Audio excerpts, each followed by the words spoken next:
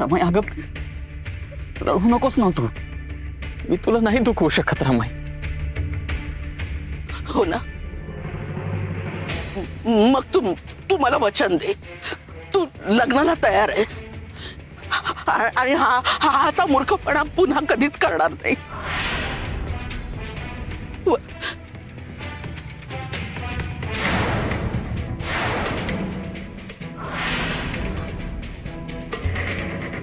अरे सखू खरंच प्रामाणिक असते तर मी तिचं औक्षण करून तिला घरात घेतलं नसतं का. पण ती सखू फक्त चुका करते, एकावर एक चुका करते फक्त. आणि तरीही तू तिचीच बाजू घेतोयस. तिघू तुझ्या अशा वागण्यामुळे मी खरंच आता खूप खचले.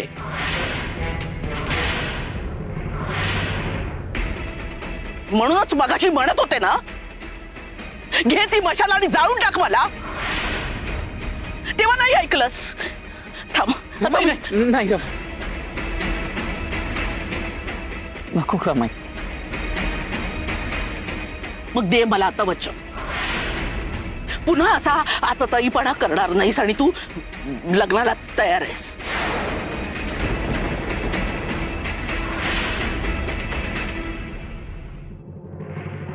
हो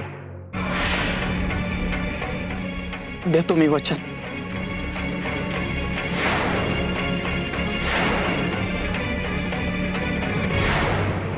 काय ग सखू, अहो उठतात कधी ग? आणि ते वसुलीला वगैरे जातात ना, म्हणजे त्यांचे पाय दुखत असतील ना ग. मी ना त्यांच्या आधी उठे आणि त्यांच्या नंतर निजे, आणि हो त्यांचे पाय सुद्धा चेपून दे. तुझे खूप उपकार झाले ग सखू.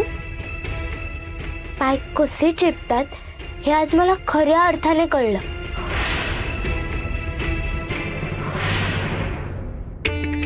माणिकताई आऊंची काळजी घेणार म्हणते. माझ्यापेक्षा सुंदर आहे, आऊंना शोभणार आहे. सासूबाई सुद्धा तिचे लाड करतात, म्हणजे आऊंना त्या बाजूने सुद्धा घोर नाही. म्हणून विठुराया तू यांचं लग्न करतोयस ना. आऊंचं चांगलं होत असेल तर कर फक्त.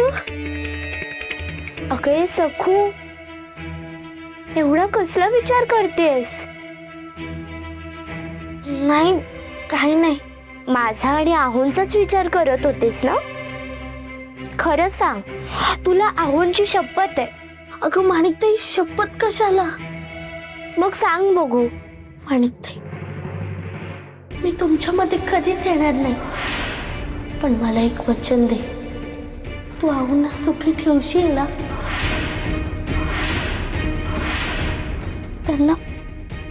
त्यांना त्रास देणार नाहीस ना ग? हो, खूप प्रेमळ निर्मळ मनाचे आहेत ग. अगं नाही ग, नाही देणार मी त्रास. पण त्यासाठी माझी एक अट आहे.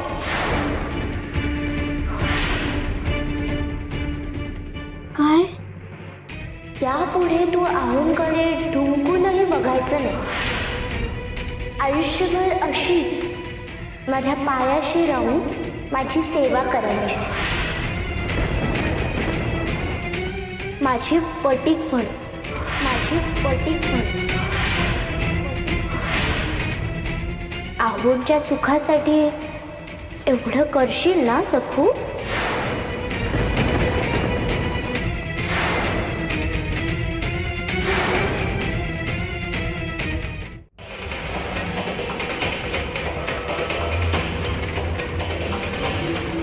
आज जायचं की माघारी जायचं?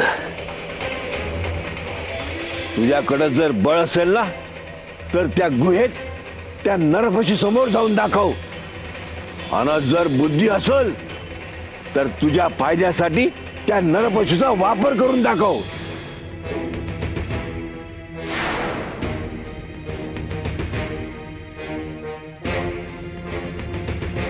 जायलाच पाहिजे.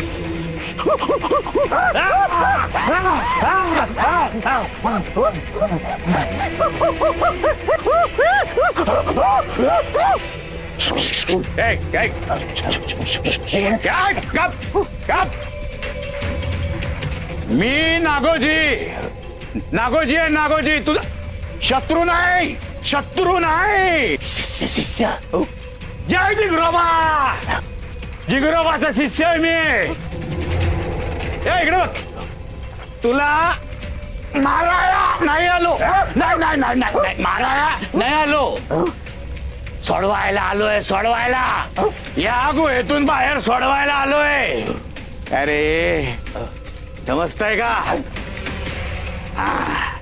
काय आहे तुझं आयुष्य आहे इथं नुसता अंधारात आतमध्ये असतोस अंधारात या गुहेत खायची प्यायची वानवा होते तुझी खायची प्यायची वानवा होते ना कोणतरी आलं गुहेत तर त्याला मारून टाकतो आणि मग खातो नाहीतर तुझी उपासमारच चालू असते वय की नाही अरे धड नर नाही तू पशु भी नाही पशुच्या बी खालच्या पातळीचा आहेस तू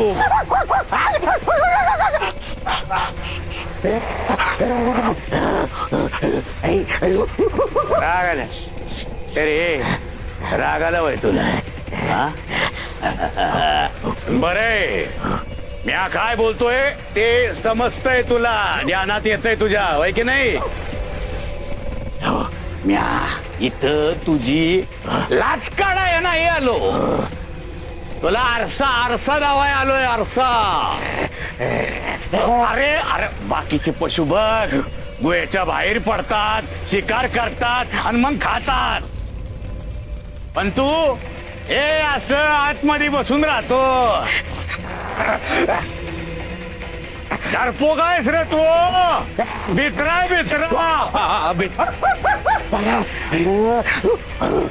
मला काय ठाव नाही वैर तू आगीला भीतोस भीतोस की नाही अरे मलाच काय त्या सखूला बी माहिती होत तिला कळलं ना म्हणून तर ती तुझ्यावर मात करून गेली इथून निघून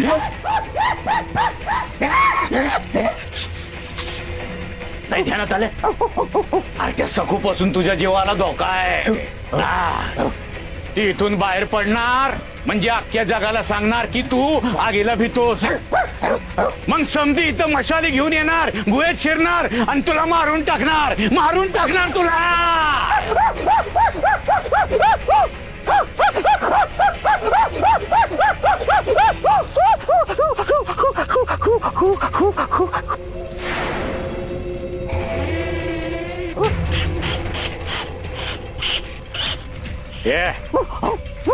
ये नर पशु लपून लपणार कुठं तू या गुहेतच ना अरे अख्खी गुहा जाळून टाकतील ते मग तू मरशील की नाही हे बघ या सखून तुझ्यावर डाव उलटायच्या आधी तुला वार कराया हवा समजताय काय ऐक हे बाई काय करत नाहीये अंगात जर बळ असेल तर या गुहेच्या बाहेर पड आणि जर बुद्धी असेल तर त्या सखूला संपव हेच करायचं आपल्याला काय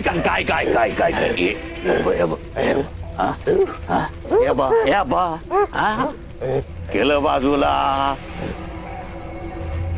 चिंगरोबा म्हणतो नरपशून जर का सखूला मारलं तर त्याची सूर्यप्रकाशाची आगीची भीती पार नाहीशी होईल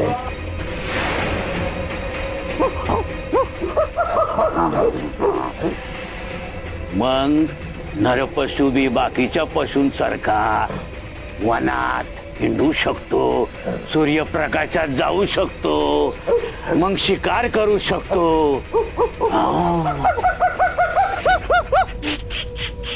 प्राणी मारून खाऊ शकतो.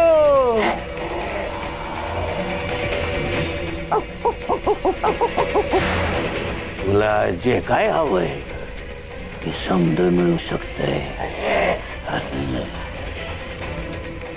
सखून तुला मारायचात, तू सखूला मार.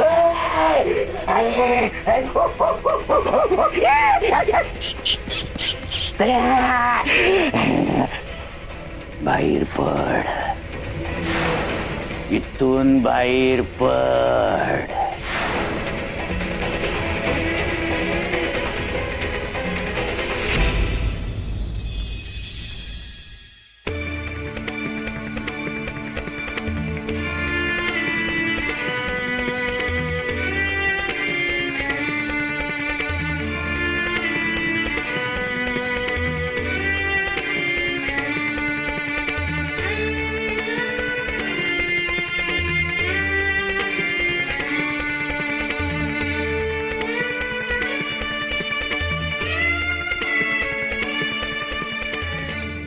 सखू, आज ना मला इतकं छान वाटतंय ना. माझ्या आणि आहोंच्या खास समारंभासाठी तुम्हाला तयार करावंस अशी माझी इच्छा होती, आणि आता तो हट्ट तू माझा पूर्ण करतेस. पण मला हे करताना यमयात नव्हतात ग माणिकताई. अहो माझे प्राण आहेत, प्राणच तुझ्या हाती सोपवायचा म्हणजे बघ माझं काय होणार ठाऊक नाही मला.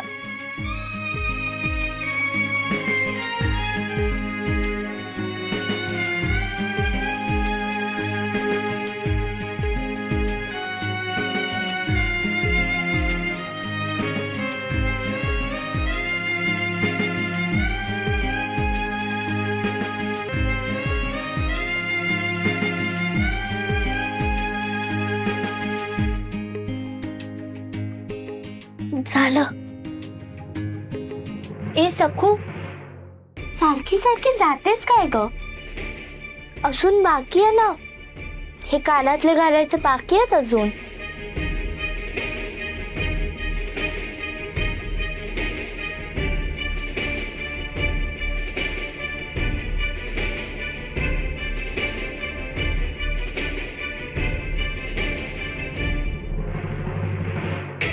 सखू, माझ्या या वेण्या तुला कशा वाटतात ग?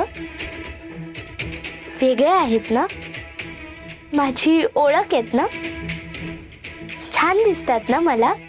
हो, पण काय ग सखू, आहोंना तुझ्यासारखा खोपा आवडत असेल ना.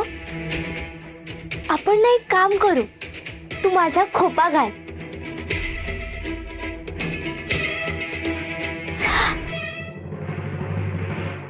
पण नाही ग, मी जर तुझ्यासारखं खोपा घातला ना तर मी काकू कमल दिसेल ना.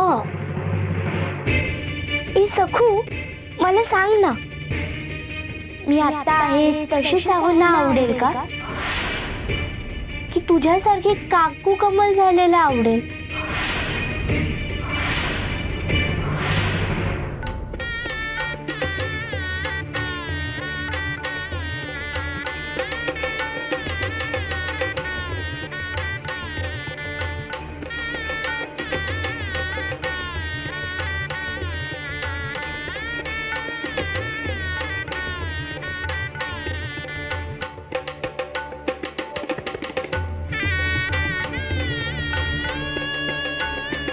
आई, अगं बघ सनई चौघडा.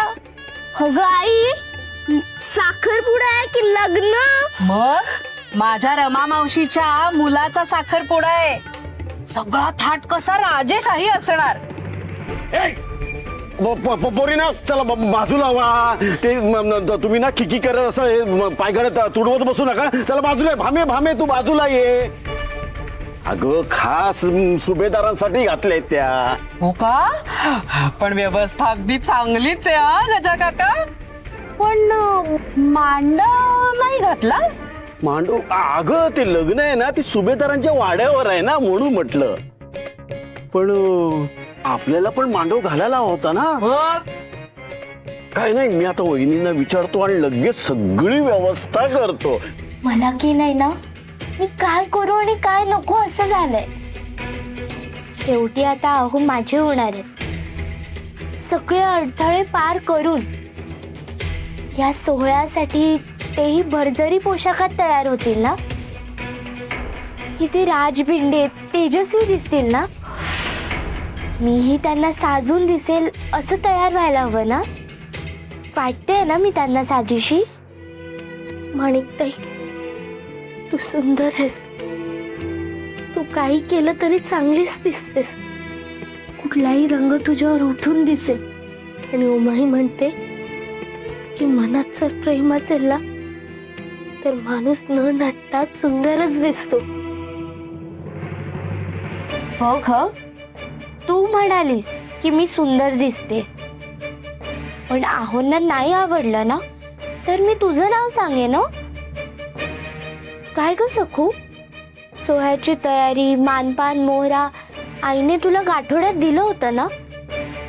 कुठे ते सगळं घेतलंय बाहेर ठेवलंय मी. अगं कमल असं ते कुठेही ठेवायचं नाहीये. त्यात मौल्यवान दागिने आणि मोहरा आहेत ना. जर ते तुझ्याकडून कुठे गेलं तर कशी परतफेड करशील ग तू.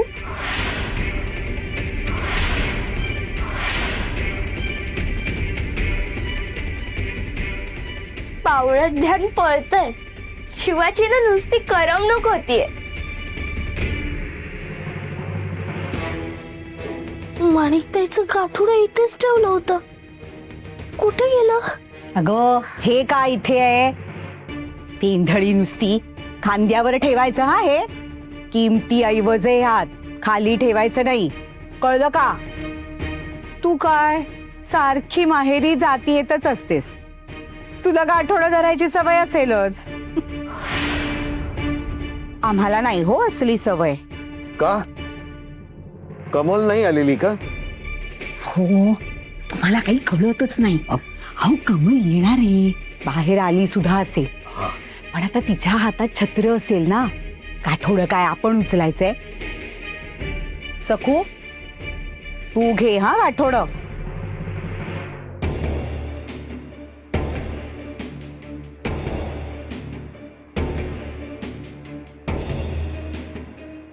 कार्य असलं की नेहमीचं घर सुद्धा किती वेगळं दिसतं ना. हो आणि आता मौज आहे. नवीन मामी येणार. मग जुनी मामी सखू ग ब्यात सखू टकू. ते बोलवतायत तुम्हाला. हो काय हा ते तुम्ही हे सगळं करा बरोबर. वाजवा जरा प्रसन्न वाट. ए भामे काय ग मला बोलण्यात गुंतवून तू आणि तुझ्या मुली पायघड्यात उडवत आत गेल्या. अहो पायघड्या टोचत नाहीत ना तेवढं बघितलं फक्त. भामे मला फसवतेस. ए तुम्ही काय बघत बसलाय. वाजवा. अरे रडगाणे नकोय प्रसन्न असं वाटलं पाहिजे. वाजवा वाजवा.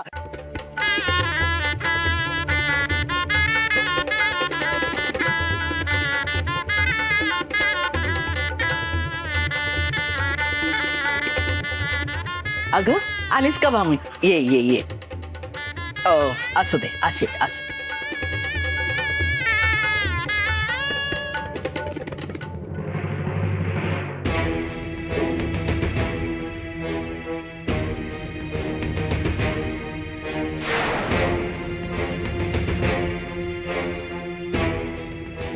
काय ग टक लावून काय बघताय. काय दृष्ट लावताय का माझ्या दागिन्यांना. नाही मावशी आजी ओळखीचे वाटतायत म्हणून बघत होतो. पण लक्षात येत नाहीये. तू पण ना मंदच आहेस. मावशी आजीने सखूचे दागिने घातलेत. हो ना मावशी आजी.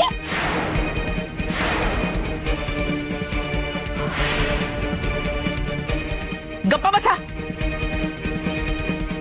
काय ग भामे तुझ्यापेक्षा तुझ्या मुलींची जीभ विधभर जास्तच लांब आहे. बरं ती जागेवरही राहत नाही. उचलली बिनदिक्कत की लावली टाळ्याला. कुठे कसं वागावं, काय करावं याची समज ना तुला आहे ना त्यांना. ए पोरीनो, हे सखूचे नाही तर दागिने, माझे दागिने आहेत. त्याच्यावर फक्त आणि फक्त माझा हक्क आहे.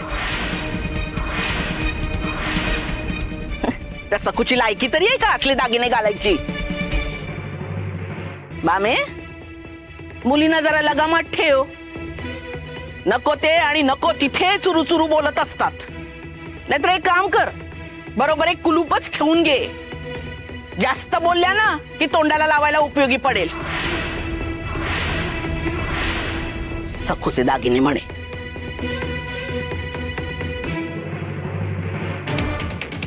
एवढं काय? खरं तेच तर बोललो ना. दादा आजोबांनी सखूला दिलेले दागिनेच आहेत ना, तू लपवलेले. गप्प बसा ग. लपवलेले काय? माझ्या हक्काचे दागिने आहेत ते. माझ्या सासूनी दिले होते. तुमच्या आजोबांनी परस्पर ते सखूला दिले. आणि तर सखूमुळे रमा मावशीकडे गेलेत ते. हा अपमान लक्षात ठेवा आणि ह्याचा सूड घ्या. कसा काय कसा? माझ्या हातातले दागिने गेलेत या सखुटलीमुळे. त्यामुळे तिला रडवायची एकही संधी सोडायची नाही. संधी मिळाली रे मिळाली की तिला चांगले चिमटे काढायचे, रडवायचं. कराल ना एवढं? हा तर आमचा लहानपणीपासूनचा आवडता खेळ आहे. आई तू तर बघच आम्ही त्या सखूला कसं रडवतो ते.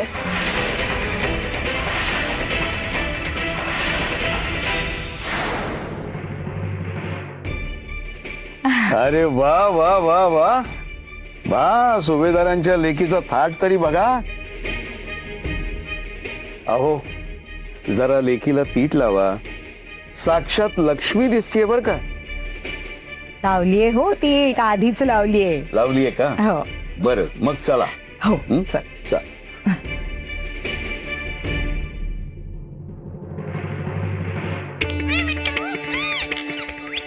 विठुरायाचं नाव घेतोयस,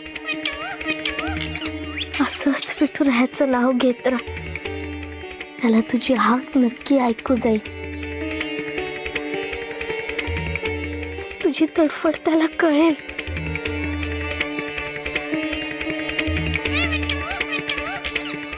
एक दिवस या पिंजऱ्यातून तो तुझी नक्की सुटका करेल.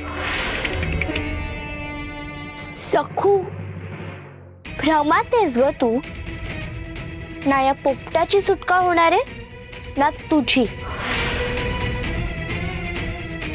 ही खून गाठ ना आता तू बांधून ठेव.